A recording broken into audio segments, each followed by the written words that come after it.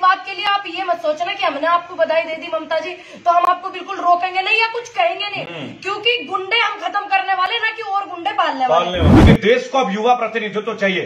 कब तक ये 70 साल के बुड्ढों से, जो 70 साल से ऊपर बुड्ढे हैं, ये पार्लियामेंट में कब तक बैठेंगे? पार्लियामेंट में, संसद में बैठते ही इनको नींद आ जाती है। पूनम, ये काम क्या घंटा करेंगे? बीजेपी के लोग बोलते हैं बेटी पढ़ाओ बेटी बढ़ाओ, क्या आपने एक भी महिला नेता देखा है आज तक बीजेपी का जो खुल के आके बात कर रही हो?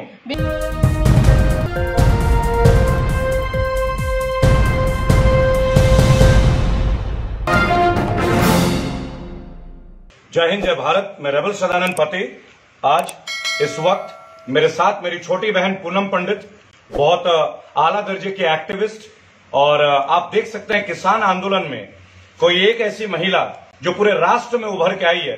तो मैं गर्व से कह सकता हूं कि अपनी छोटी बहन पूनम पंडित को मैं आशीर्वाद भी देता हूं, उनके अच्छे स्वास्थ्य की कामना करता हूं, और निकट भविष्य में आप पूनम पंडित को पार्लियामेंट में जरूर देखने वाले हैं। मैं राजनीतिक बातें नहीं करता, लेकिन जब राजनीतिक पृष्ठभूमि की बात होगी और देश की जरूरत की बात होगी युवा नेताओं की, तो पूनम पंडित उन लोगों में जिसने कंप्लीट कोरोना काल में, पिछले 1 साल में, पूरे लॉकडाउन में भी विभिन्न जगह में जाके लोगों की मदद की, सहायता की, किसानों के लिए वो एक ढाल बन के खड़ी रही। हालांकि बहुत सारे किसान नेता ऑब्जेक्शन करते रहे उनके प्रेजेंस पे, उनको भी हमने बहुत अच्छे से वार्न किया था, और बेहतर है कि वो समझ गए, क्योंकि गाजीपुर में बहुत सारे किसान यूनियन के जो लोग थे वो नहीं चाहते थे, वो इसकी लोकप्रियता से, जो हमारी बहन की लोकप्रियता है उससे शायद वो भयभीत हो गए थे। लेकिन उन्हें एक बात समझा दिया गया था कि राष्ट्र के लिए काम करने वाले जो लोग होते हैं ना, वो लोकप्रियता के लिए काम नहीं करते। लेकिन आज मैं रेबल सदानंद पति और मेरी छोटी बहन पूनम पंडित, मैं इनको अपना बहन मानता हूं, और मैंने उस दिन भी कहा था कि देश को आप जैसे एक नेत्री की जरूरत है, सफल नेत्री की जरूरत है, केवल राजनीति के तौर पे नहीं।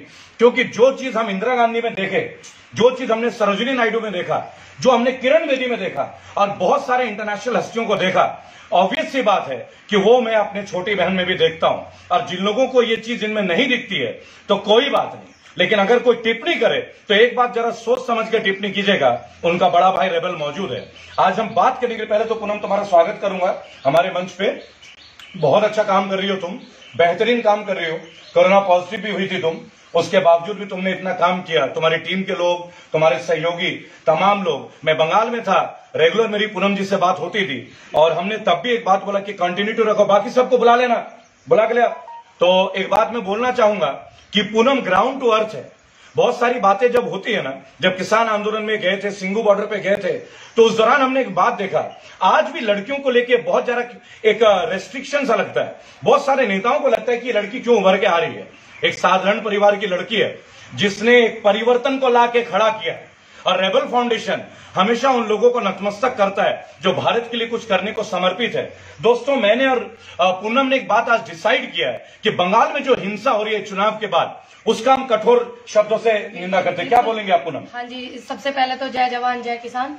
देखो, जब हम किसी की जीत पे, मानो ये नहीं कि हम बीजेपी का विरोध कर रहे हैं या वहाँ जो व्यक्ति गलत काम करेगा बिल्कुल हर उस व्यक्ति को विरोध करेंगे, चाहे वो किसी भी पार्टी का हो। जब हम बीजेपी के हारने पे और उनको बधाई दे सके हैं, तो वहाँ पे जो हिंसा हो रही है उनसे पूछ सके, जो हिंसा कर रहे हैं, अगर उन्हें वे जेल में न डालेंगे तो बिल्कुल हमारा अधिकार है उनसे, जब हम उनके लिए जय जय जय जय कर सके, तो हमारा अधिकार नहीं है कि हम उनको बोल सके कि आप इन्हें जेल में डालो। और इस बात के लिए आप ये मत सोचना कि हमने आपको बधाई दे दी ममता जी तो हम आपको बिल्कुल रोकेंगे नहीं या कुछ कहेंगे नहीं, क्योंकि गुंडे हम खत्म करने वाले ना कि और गुंडे पालने वाले। पहली बात तो आप इस बात को ये बहुत बड़ी बात है जो पूनम ने बोला। और पॉलिटिकल गुंडे हम किसी को करने नहीं देंगे। कल हमने 3 लोगों के ऊपर एफआईआर की पूरी काम कर चुके हैं, और आज 2:30 बजे तक का टाइम हमने ममता जी और फिराद हकीम की टीम को दिया है। बिल्कुल, और मुझे वहाँ पे आने की भी जरूरत पड़ेगी तो मैं बिल्कुल आपके साथ जाऊंगी, क्योंकि हमें गुंडे खत्म करने हैं, राजनीतिक गुंडे और नहीं पालने, जो अपनी पावर का इस्तेमाल दिखा के किसी के घर में, दुकान में चोरी कर रहे हैं, ऐसे करने नहीं देंगे। ये बात आप बिल्कुल ध्यान रखना। जो बहुत बड़ी लूट हुई है सरकार को, लूट भी हुई है, और भी वीडियो जो देखे मैंने, आपने दिखाया मुझे, हाँ, उसके लिए बिल्कुल भी नहीं करने देंगे। ये अलग बात है कि हम अपने क्षेत्र के या अपने राज्य के या अपने देश के जो पद पे हैं लोग काम नहीं कर रहे, उन्हें हटा रहे, तो इसका ये मतलब नहीं नए नए गुंडे हम पालेंगे। पहली बात तो ये बात ध्यान में रख ले। में दूसरी बात, खांसी जुकाम तो भाई हो ही जाएगा, खांसी जुकाम होगा, बीमार होगी, कोई नहीं, मैं सबके आशीर्वाद से ठीक हूँ। और बिल्कुल मैं आपका नहीं, आपके ऊपर एक बहुत बड़ी जिम्मेदारी है मेरी बहन, और आपको हम लोग बहुत उम्मीदों से केवल देखते नहीं है। 2022 का जो रण होगा ना, उस रण में आपका भाई और 15 करोड़ से लोग आपके लिए समर्पित रहेंगे, क्योंकि देश को अब युवा प्रतिनिधित्व चाहिए। कब तक ये 70 साल के बुड्ढों से, जो 70 साल से ऊपर बुड्ढे हैं, ये पार्लियामेंट में कब तक बैठेंगे? और पार्लियामेंट में, संसद में बैठते ही इनको नींद आ जाती है। पूनम, ये काम क्या घंटा करेंगे? हमें वो लोग चाहिए जो युवा हो, जो रोड पे आ सके, जो उन इलाकों में जा सके, पहाड़ के दुर्गम रास्तों में जा सके जहां लोगों को परेशानी है, जैसे केदारनाथ, जैसे राजस्थान का वो एरिया जहां रेतीली है, जहां गर्म टेम्परेचर, जहां लद्दाख, ताकि वहां की समस्याओं को भी हम उठा सके। बिहार से लेके कश्मीर से लेके कन्याकुमारी तक ये हमारी नैतिक जिम्मेदारी है पूनम जी। सबसे पहले तो ये वाली बात बिल्कुल मैं बहुत बोलती आ रही हूँ, जब से परमात्मा की दुआ से सबका आशीर्वाद मिला कि जो नेता है, क्या उन्हीं के बच्चे नेता बन सके, मंत्री बन सके, मंत्रिमंडल में बैठ सके? बिल्कुल भी नहीं है। जो जवान लड़के हैं, जवान लड़कियां हैं, मैंने जो काम करा, देखिए राजनीति वो नहीं कि हमने कोई चुनाव जीत लिया, घर में अपने कुर्सी पे बैठ गए। राजनीति वो नहीं है। राजनीति का मतलब होगा आप समाज को सुधारें, समाज को जागरूक करें। मैंने जागरूक करने का काम करा।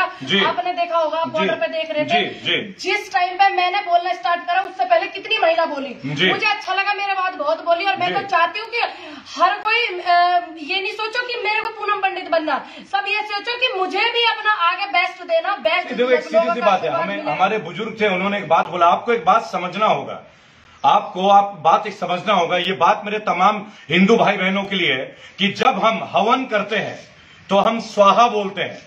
ये स्वाहा क्यों बोलते हैं?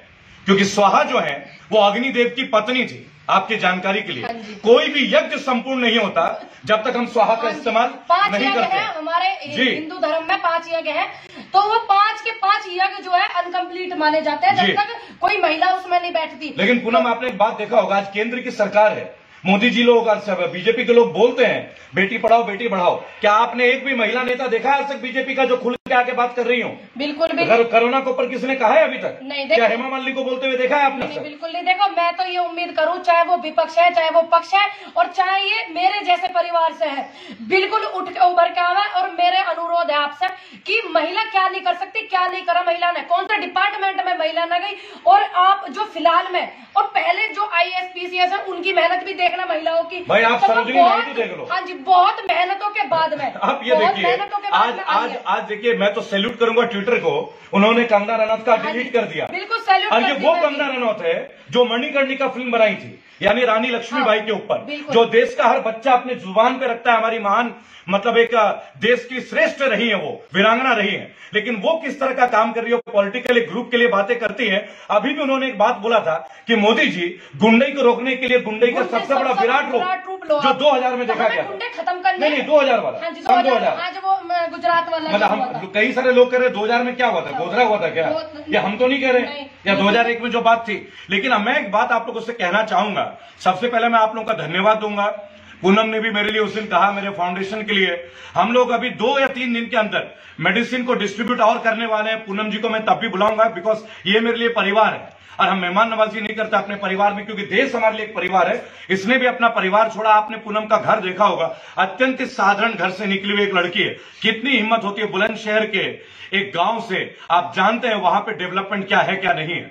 और जो कहा जाता है रामराज, जो कहां तक सत्य हो आज आप देख सकते हैं। आज शमशान घाट में 18 घंटे की वेटिंग लिस्ट है, आज बगैर ऑक्सीजन के। मैंने उस दिन बोला था एक बात कि जब आपने बालाकोट में अटैक किया, तब आपको क्रेडिट, नाम आपको चाहिए था बीजेपी की सरकार को, बराबर। डिमोनेटाइजेशन किया, आपको क्रेडिट चाहिए था। तो उसी तरह आज ऑक्सीजन सिलेंडर नहीं है, तो क्रेडिट किसको लेना चाहिए? क्रेडिट मोदी जी को दो, और जो ये राज्य सरकार है, जिनमें सरकार है, उनको क्रेडिट जाएगा। मैं महाकुंभ कर रहे हैं, बिल्कुल महाकुंभ करने की जरूरत क्या है। और दूसरी बात बता दूं, भाई ने अभी मेरे गांव की बात छेड़ दी। अगर मैं कहीं से लाइव भी आ जाती हूँ ना, ये मानसिक रूप से बुद्धि देखो लोगों की।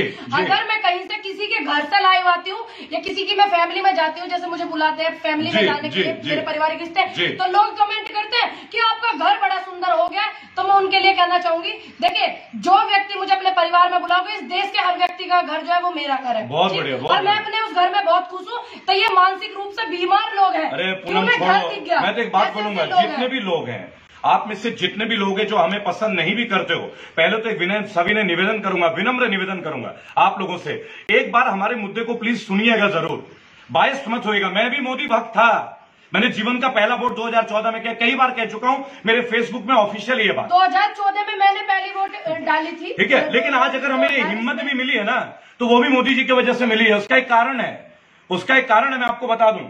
उसका कारण आपको क्लियर एक बात बता देना चाहूंगा, क्योंकि जब हम किसी को चुन सकते हैं ना, तो हम उसे उतार भी सकते हैं।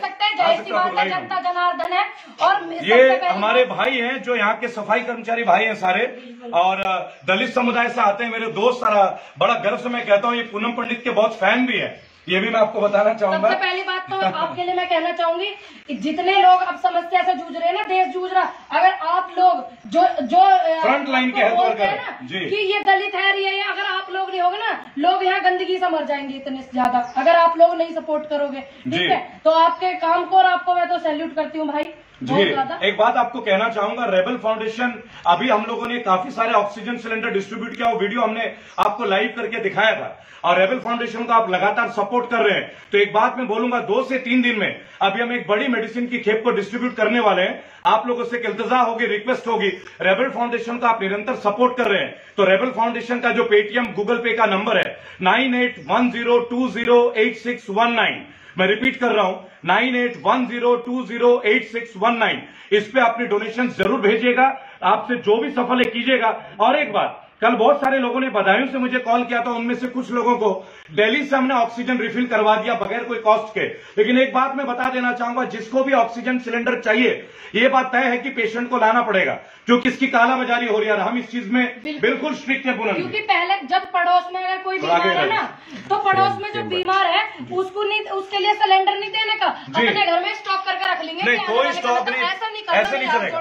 नहीं, पहले जिनको इमरजेंसी है, जो उसके लिए भुगत रहे हैं, जिनके प्राणों की आहुति जा रही है, पहले उनके लिए तो आप लोग थोड़ा सपोर्ट कीजिएगा। अगले 2 और 3 दिन का अपडेट मैं आपको पूनम के साथ दूंगा। बहुत सारे और सोशल एक्टिविस्ट और नेशनल मीडिया के कुछ लोग उसको कवर करेंगे, लायंस क्लब वगैरह के सीनियर जो हैं उनको भी मैं इनवाइट कर रहा हूं, और बहुत सारे संस्था के लोगों को बुला के। और एक बात मैं आपको बताना चाहूंगा, 2022 में ऑफिशियली ये मेरी केवल इच्छा नहीं है, मैं इसे धक्का देके भी इस बार का इलेक्शन जरूर लड़ाऊंगा, क्योंकि उत्तर प्रदेश में नहीं, उत्तर प्रदेश में हमें इसकी जरूरत है, हमें जरूरत है। नहीं पॉसिबल है, नहीं नहीं ना ना ना ना ना ना सुनिए, नहीं सुनिए पूनम, नहीं सुनिए, मैंने बंगाल में 59 सीटों में काम किया और सारे 59 सीट हमने जिताया है, और डायरेक्ट वार्निंग दिया है ममता जी के गवर्नमेंट को। आज 2:30 बजे तक का टाइम है, कल हमने 3 FIR नोटिफाइड किया है, ये भी बता दूं, एक को नहीं छोड़ेंगे। सभी अहम खबरों के लिए न्यूज़ MX को सब्सक्राइब करें, साथ ही बेल आइकॉन को जरूर दबाएं।